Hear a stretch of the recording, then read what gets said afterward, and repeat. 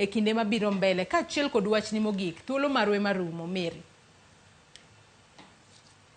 Erokamano, agombo ni security systems duto onego owuog oko mondo ne kaka inyalo kony. Wanyuakuru gini nikech ok en gir ma ng'at achiel manyalo time.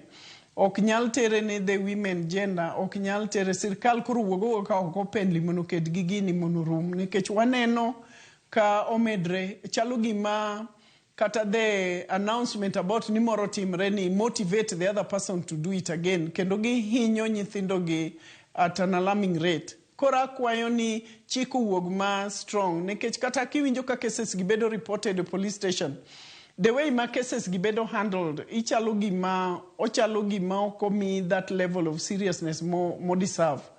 Waneno ka nyithindo mine parents openjo nyathina ni nowuok nogo simo simbe ni nowe kanye, iwinjo ni no ng'ato luonge orone pesa e simo, ng'ano be koro ok bed trust. A few mobedo trust bende kobedo arraigned in court tiyudo ka bende case weth case ok mak ma strong. Emomiyo I recommend jofido wuok oko mono okonynwa cases gi mono expose gi mono mano nyalo duoko maundu ni chien ka gibedo exposed kendo migi that negative publicity like the case manyocha timre wuoyi manyocha koro oyudi cha ma ne ochuoyo nyako cha gi pala to en be nyako no ochuoyo to ringo dhi hospital en oseyude.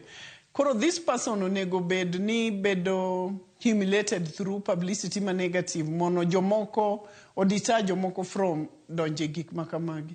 Kendo ute matindo magidonje gi chalo gima gin ute ma chalo ni isolated ma koro gi target ni onyalo timo gimodwaro throughout the day without intervention mar ng'ato.